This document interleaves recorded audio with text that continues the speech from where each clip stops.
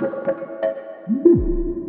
folks, Matthew Weiss here, WeissAdvice.com and Weiss Advice here on YouTube. In this video, I'm going to be showing you techniques for improving your workflow as well as your results using Revoice Pro 5. Quick disclaimer, this is a sponsored video from the good people at Synchro Arts, so thank you Synchro Arts for sponsoring this video. Hey, let's get started here. All right, so I've got a record and it sounds passable. I'm singing, I'm not a great singer. So we're going to get these vocals in to Revoice Pro 5. Now I'm going to show you a couple of techniques for getting your vocals in that are going to make your life a lot easier. Right to start off with, my first techniques here are all going to be about workflow. When you have Revoice, when you first get it, set up a template that makes sense for you. So if I hit Start RV here in the Revoice Pro link, and then I click on over to Revoice, sorry, we're on a beta here. I have a template that's already set up. It includes my reference track, my leads, my low 1, my low 2, because I tend to do single left-right. You might do left, center, right for your stacks, whatever you're doing. You just set it up so that it's already ready to go. Now, back in here, my second tip for the workflow is going to be taking your reference track or a 2-track of the instrumental and pulling that into Revoice in addition to the vocals. It's just going to make things really, really simple. So I'm going to hit pair over here, connect to my untitled right over there, and then this defaults to the very first track, which is going to be the ref. I'm going to hit capture audio, and then I'm going to pull in this verse section of my lead vocal, and I'm going to hit capture audio here. So then jumping over to Revoice, if we take a look, we're already there. We don't have to wait for any kind of transfer. There's no loading in. It's just ready to go. Now, my second tip might seem a little obvious when I say it, but you'd be surprised how many times I've seen people start pitch correcting and editing their vocals without actually understanding the music that they're working on. So my second little technique here is to understand, I guess it's not really a technique, but just piece of advice is to understand the music itself.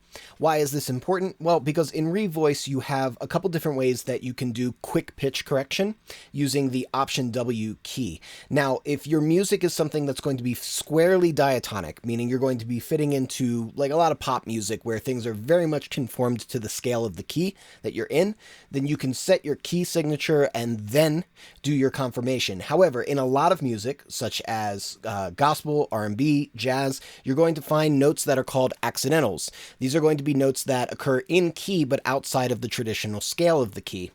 I have a few of those in this, and because I know that, I'm going to hit Option W before I set my key. This way I'm just conforming everything to the closest note, even if technically the note is not in scale with the key. After I've done that, I'm going to go to All Notes Scales, and I'm going to shift this to A harmonic minor, which is the key that we are in. And then I'm going to begin doing my pitch correction. So my last bit of advice for workflow in this section is going to be just understanding our different hotkeys as well as the different tool functions. Again, seems pretty straightforward, but if you can really get this stuff under your belt, it really tremendously speeds things up.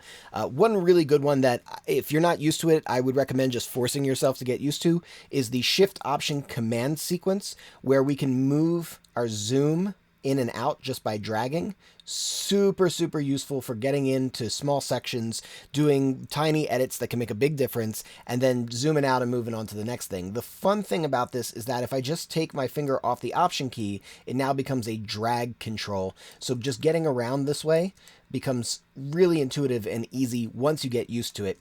The other thing is just knowing our different tools. So if I right click here, I have my basic tools going on here, my selector tool, cutter tool, center note, draw, shaper, warp point, right? So I know all of these, and I know what they can be used for.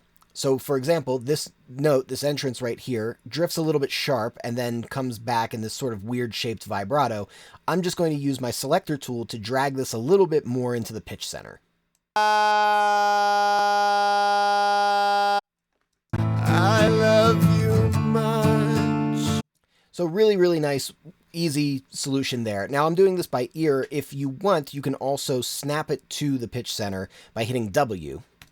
Kind of similar to what we did with Option W. Now, sometimes that will work really well. Most of the time it works really well. Sometimes you have to kind of just check it by ear. I love you much. That sounds like it drags a little, like it takes a little too long to get into the note, so I'm actually going to pull it a little bit sharp on purpose. I love you much. And I think that that's a really good place to place the pitch. Now, for this next section, it drifts a little brassy. This front end doesn't really bother me. It's this back end where it feels like it's just drifting outside, because, I mean, literally it is. I love you. Like that just pops into a weird note. So, one way that we can fix this is by clicking using the selector tool and going to this little square right above our note and dragging down. Notice that this affects the entire range of the note. I love you much. Now, to me, that sounds a little bit mechanical and might not be the best way to use the selector tool. This might be a place where I would use the shaper tool instead. Now, if I right click, I can go to the shaper tool, but a much easier way to do it is just to hit the V key, and now I'm in the shaper tool, and all I have to do is click the offensive part right here, which is the part that's popping up like a weird half vibrato-y thing, and simply drag it down so that it's a little bit more in center with the pitch. So maybe something like that. And then we listen again. I love you much. And that sounds way better to my ear. Similarly, you know, this is more of a visual thing. It actually doesn't really sound off, but we could experiment with tightening this up. I love you much. And that sounds really good. That sounds really pitch-centered and really natural at the same time. So knowing when to use what tools and how to get there very quickly, super useful. It does take a little bit of time to memorize all that stuff and get used to it, but once you've done it 2-3 times, it starts to get pretty intuitive pretty fast. Now, for getting the best results, my first tip for you is going to be pay really close attention to your vibratos and where the vocalist is placing them. So if we play this through, you'll notice that our first note here holds pretty straight tone, but then our last note here really has quite a bit of vibrato. I love you much. This is going to play into a concept that I'm going to talk about in a minute called symmetry, but if you have somebody who's doing wider vibratos, but then there's these awkward straight tones, pay attention to that because you may want to manufacture the vibrato and really micromanage it. So this would be an example of that. This straight tone in here sounds really weird to me. I love you much. I love you much. Like, it sounds weirdly robotic. So what I'm going to do is I'm going to use the shaper tool to artificially manufacture a vibrato. I'm going to pull this up. I'm going to pull this down, pull this up, pull this down, and this is going to cause the tone to wiggle. I love you much. So kind of starts to do the same thing on the first note with love, and the thing that it's doing on the last note with much. So here I'm going to manage my vibrato as well. This vibrato is not consistent. I want to make it a little more consistent. So I'm going to widen it down here at the base. I'm going to raise it up here, over here. And we're going to get a much wider vibrato in the middle. I love you much. That sounds way better to me. And lastly, I want to manage the timing a little bit. It's a little bit too strict on the rhythm. I love you much, right? It's just hanging there very metrically, and it's all in the same note, which makes it feel very robotic. So what I'm going to do is go into my warp points. And I set this up ahead of time, but what I've done here is I've created add vibrato start warp point, and at the end it's an end warp point. So these are vibrato specific warp points. The reason I'm using this is because it gives me a couple of options. I could either use simple compression for time. If I wanted this to feel like it's holding off a bit later, I could simply drag this and we'll get this. I love you much. Right, so it holds off a little bit, and that sounds good actually in this case, but let's say I wanted the speed of the vibrato to remain the same, but still compress the time like I did. If that's the case, I'm going to go to the purple bar, and I'm going to drag it to wherever I want it to start. Let's try maybe here. We might have to go a little later. Yeah, there we go. I love you much. and it's going to retain the pacing of the vibrato this way. Now, I would have to probably correct this note a little bit because it's, you know, it's starting a little too sharp. It might be better if it kind of starts widening at the end, but it's to show the examples. This is something that I can do if I want to keep the vibrato the same pace. And you'll notice that while it's a little bit late sounding, it sounds pretty good on the tail this way. I love you much. But in this exact case, I think I'm going to do just straight ahead compression here, because I don't want to lay it back too far. And if I feel like this is speeding up too much, then I can always drag this on the other end to widen it back out. I love you much. Yeah, I'm going to drag it a little bit. I think the note feels a little short, but otherwise pretty good. I love you much. Nice. My next tip is to train your ear to differentiate between pitch and formant. Most of the correction that we're going to be doing here is going to be in regards to pitch or timing, but pitch. However, on occasion, we're going to run into places where the pitch can actually be right, but still sound a little wrong. And when that's the case, it's usually because of the formant. The formant is the alignment of the harmonics based on the shape of the mouth. And I've got a really good example right here in this phrase. It's not enough, you. It's not enough. So the word not is what we're going to focus on here. I'm going to get over to my selector tool. I'm going to tighten some of this up.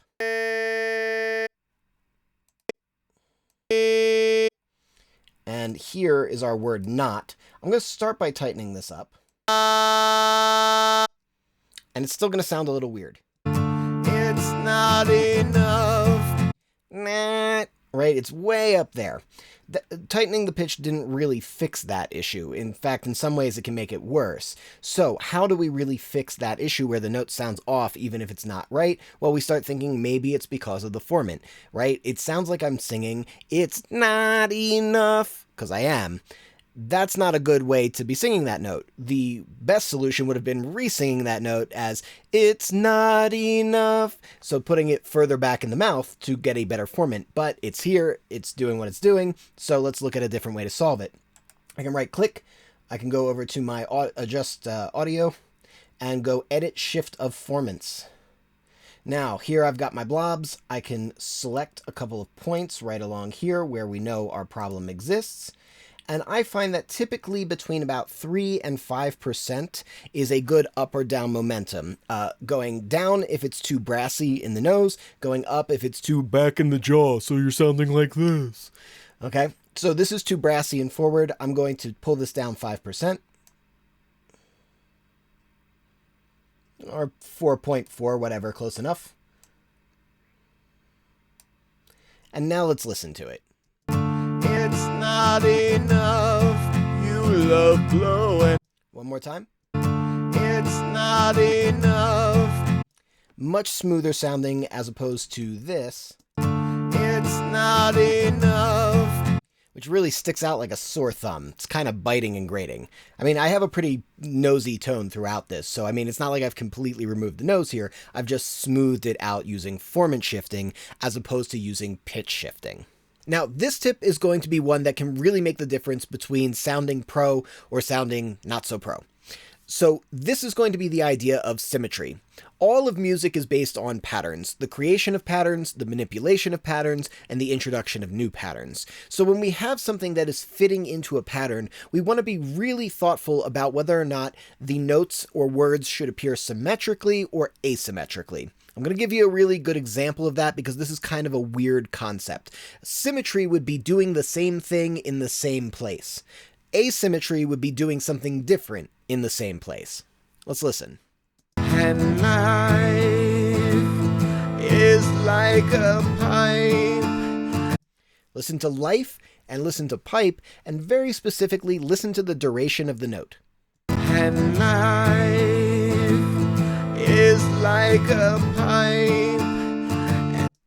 So, rhythmically speaking, they are appearing at the same place in each bar. They're right on the front of the downbeat. But rhythmically, they are not quite the same because life has a long duration and pipe has a medium duration. Now, having a different duration is a way of creating tension. That asymmetry could be jarring, and sometimes we want that. But in this case, I don't think that we want that. We're establishing melody in the second part of the verse section, so we probably want to create a more hypnotic feel, and from my tastes, I would say we would want better symmetry. So that's all of that to say, pipe should be a longer note so that it matches with life. And life is like a pipe.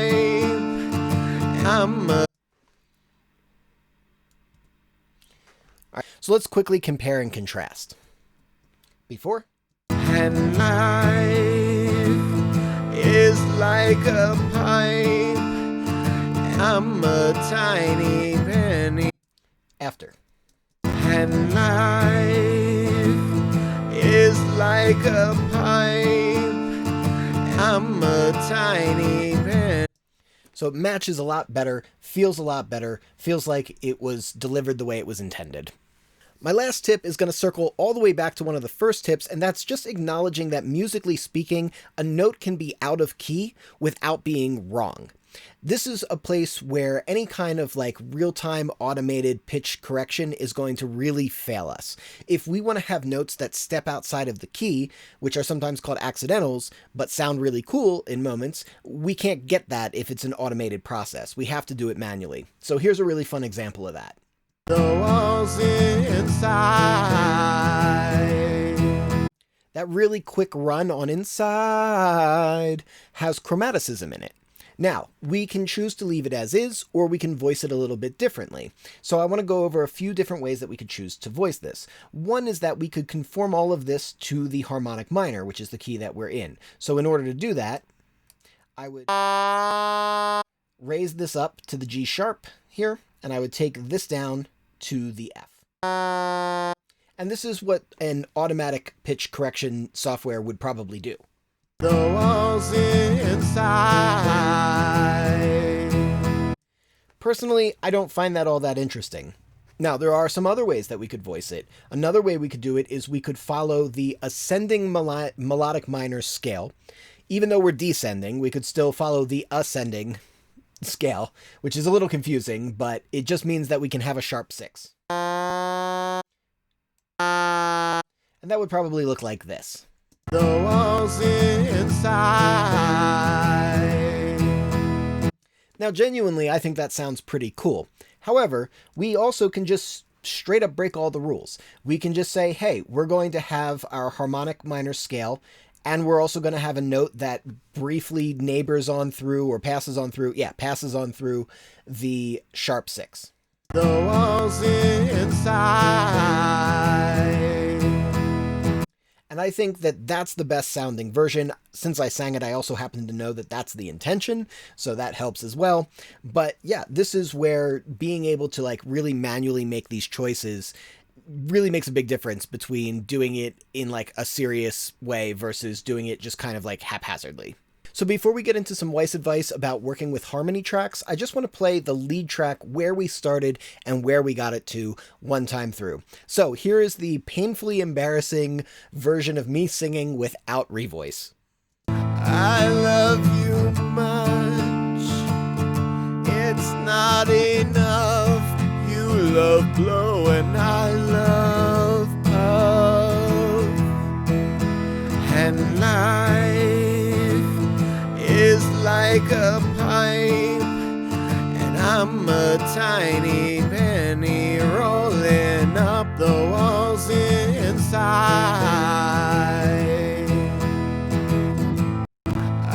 Okay, so, not horrible, but let's not go overboard and say good. Alright, here's with the correction from Revoice. I love you much, it's not enough, you love blow and I love puff, and life is like a pipe, and I'm a tiny penny rolling up the walls inside.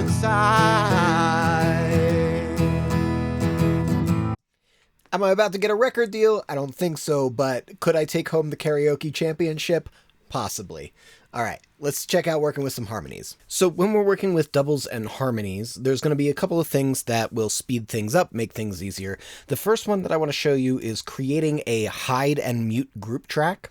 So if I go to tracks here and go to manage track groups, right here I'm going to click new group, and I'm going to name this group hide mute. Okay, hit OK. And I have it over here. This is going to be really useful later for keeping our layout really nice and clean. Now, let's say that we have our stacks. Identifying what our stacks are doing is going to be really important. So for example, I have low stacks over here, which are doing a low octave. I have mid stacks, which in this particular case are doing unison doubles. And then I've got high stacks, which are harmonies, and a fourth stack, which is also a harmony. For unison doubles, there is really nothing better than Revoice because it allows me to right click and hit match pitch level. If I go over here, and I haven't saved presets for this yet, but I'm certainly going to. If I go to new process group, add in my lead comp as my guide and my mid 1 and mid 2 as my dub tracks and hit create process, then we are going to get some really, really cool stuff happening. Down here at the bottom, we have our matched tracks. Now, I'm going to right-click over here. I'm going to go into my settings, and because these are unisons, I can make some adjustments. The default here is just strictly for timing. Okay, cool. But we also want our pitch. These defaults are really good. I usually do not change them. I'm going to go into smart pitch mode, match all to guide. That is what I am going to keep. Really important for unison doubles. I'm going to smart align my timing, and I'm also going to align the level. However, I don't want it to be exactly the same. I think that a little bit of variation can be good. And basically, these variations will allow us to create more of a cohesive sound versus more of a spread sound. In this particular case, I think I'm going to allow my timing to be a little bit loose as well, maybe as much as, say, a couple of milliseconds. And this should probably be good. I'm also going to go to mode 3 here. I don't know why, but I tend to prefer it. I'm not sure exactly what the difference is, but it's just what my brain tells me. So, okay, once I've done that, we can now figure out how things sounded before and compare them to how things sound after. So let's drag this up. Now let's check a blend here. Let's solo up our lead, and let's play our original mid 1 here. I love you much. It's not enough. Okay, so we hear some slight pitch problems and definitely some timing problems. Now let's click to our matched track here. I love you much. It's not enough. Really nice match right there. So it's super quick and easy. Now, where I like to use this hide mute group, for my mid channel here, the original one, I'm going to add it to the group. So we're going to go back to manage track groups. Mid 1 is going to go over to hide mute. So we're going to add. And mid 2 is going to go over to this group as well. All right, hit OK. And now we are going to make them invisible and muted. So now we're no longer going to have those mid tracks, the original mid tracks on our screen. We're going to be able to work with just the new corrected ones. So I'm moving them back into the place that they were originally. And now I have my match tracks visible, and I have my original source tracks invisible. I love you much. It's not enough. You love. Perfect. This system of matching a track as a double will also work if you have a perfect octave. However, you do have to make sure that your target mode when you're controlling the pitch is in nearest octave and not set to absolute or relative or anything like that. So far, so good, really easy. We got 4 stacks completely done basically with the click of a couple buttons. Where it's going to get a little bit dicey is when things are not perfect unison and not intended to be. So here, I've already created my high output and I matched the timing. I'm going to show you my match settings here. So I've matched the timing and I've matched the pitch, but I've used the smart pitch mode, match unison and tune non-unison. So that means anywhere that's going to be exactly a perfect octave is tuned to the lead. So it's going to match that. Anywhere where it's not a perfect octave, it's not going to match that. It's going to tune to the note, but we might have to go in there and do it manually, which is in fact the best way to go about it. So once I've set that for one of my doubles here, I then go in and I do all of that stuff where I'm editing and making sure that everything is aligned correctly, and basically it's tuning another take. Where things get good again is now I have my second high double, which is performing exactly the same thing as my first high double. I already have the first high double doing exactly what I want it to do, so I can now right-click here, match timing and pitch, and this time I can remove the lead comp as the guide, I can remove my doubles, and I can change it so that my high out, which is my matched one to the lead, is the new guide track, and my high 2 is going to be my dub track. So I'm going to create process. All right. And we're going to pop on in here and right click. Get into the settings. All right, so smart align the time. Let's keep the timing really tight on this one. I think that'll be nice. Let's go to our pitch. We're going to go nearest octave, match all to guide. Great, perfect.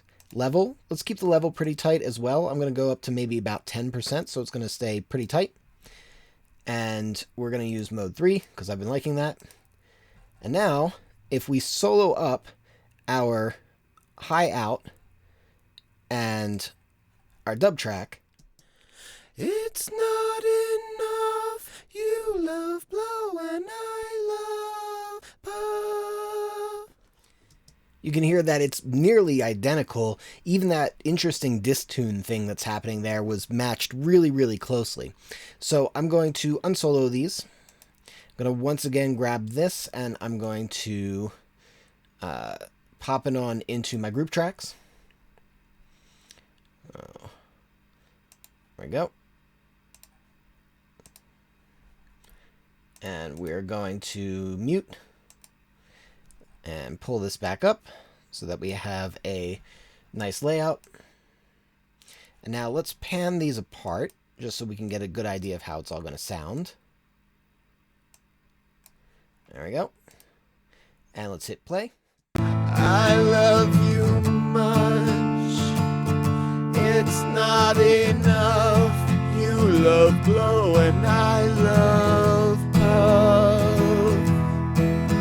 And life is like a pipe, and I'm a tiny penny rolling up the walls inside. That's really smooth. You know, I had these harmonies kind of down and tucked because there were so many mismatches and problems, but now that they're fixed up, I feel like I can really turn these up pretty far, actually. So I'm going to turn these highs up, maybe like 3 dB. I think that's going to sound nice. And let's hear that back end one more time. Is like a pipe, and I'm a tiny penny rolling up the walls inside. Yeah, now I can just place them basically as loud as I want based on what I think the music should be doing rather than whether or not I'm trying to hide timing and pitch discrepancies. So yeah, so this is kind of like a basic way to approach using Revoice Pro 5 to be efficient, to get the job done in a really sophisticated manner. And yeah, I love it. I don't know what else to say, really. I mean, I'm sure I could probably get in depth into this stuff probably for like hours, but you know, this covers the basics of it. So hope that you learned something, hope that you dig this video, and let's wrap on up. Oh yeah, if you dig this video, hit that like button. If you want to catch more videos like this, hit subscribe with the bell notification so you get notified. And lastly, you know what we say here at Weiss Advice. We are musicians, sound is our instrument, and I will catch you next time.